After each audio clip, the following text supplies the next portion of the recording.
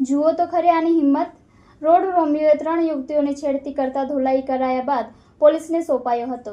યુવતીઓ સાથેની છેડતી કરવાના કેસ સતત વધી રહ્યા છે, ત્યારે સુરતના કાપોદ્રા વિસ્તારમાં છેલ્લા 3 દિવસથી યુવતીઓને છેડતી કરવામાં આવી રહી છે, જેથી આજે યુવતીઓએ રોમિયોને ઝડપી લીધો હતો।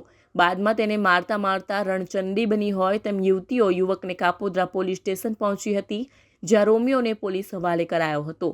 ઓફિસ જતી યુવતીઓની છેડતી યુવક છેલ્લા 3 દિવસથી કરી રહ્યો હતો, જેથી યુવતીઓએ આજે રેકી કરીને રોમિયોગીરી કરતા યુવકને ઝડપી પાડ્યો હતો। બાદમાં તેની પૂછપરછ કરી હતી, જોકે યુવકે પોતાનો બચાવ કરતા કહ્યું કે મેં તમને ઓળખતો નથી। બાદમાં યુવતીઓએ મારવાનું શરૂ કરતા લોકો એકઠા થઈ ગયા હતા।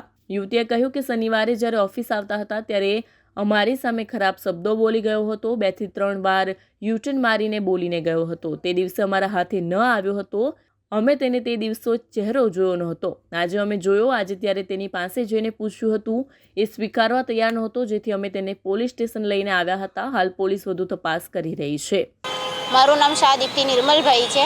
અમે શનિવારે ઓફિસે આવતા હતા ત્યારે એ વ્યક્તિ, એને તો ભાઈ બી નહીં કહેવાય કારણ કે એને ભાઈ જેવી મર્યાદા રાખી જ નથી, તો એની માટે એ જે વ્યક્તિ હતો એ અમે આવતા હતા ત્યારે અમને ઊંધા બહુ ખરાબ રીતે ખરાબ વાણી વાપરીને ગયો છે, ખરાબ શબ્દ બોલીને ગયો છે, જે અમારે અહીંયા બોલાય એવું નથી, કારણ કે એના જેવા નાલાયક અમે નથી।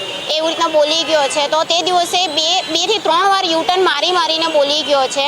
છેલ્લે જ્યારે અમને ખબર પડી કે અમને જ બોલે છે, અને અમે જ્યારે એને પકડવાની કોશિશ કરી તો એ મેઇન રોડ ઉપર ચડી ગયો। મેઇન રોડ ઉપર ચડીને એ વચ્ચેથી જતો રહ્યો, એટલે અમારા હાથમાં નથી આવ્યો।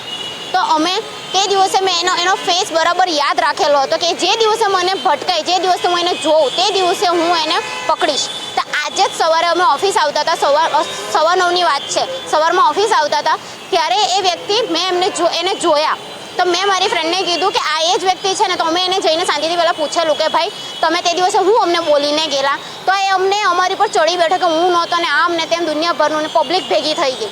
પછી અમારી પાસે કોઈ ઓપ્શન નહીં હતું, અમે અમારા ઘરેથી બધાને બોલાવ્યું, ભાઈઓને બોલાવ્યું, પછી એ લોકોએ બી સમજાવ્યું, પણ એ તો બી રાજી નહીં થયું। પછી અમે છેલ્લે અમારી પાસે કોઈ ઓપ્શન નહીં હતું ને અમે એને એટલે મારતા અહીંયા સુધી લઈને આવ્યા ને, તો બી હજી બી અમે એને માર્યું છે ને એ હજી બી સ્વીકારતો નથી।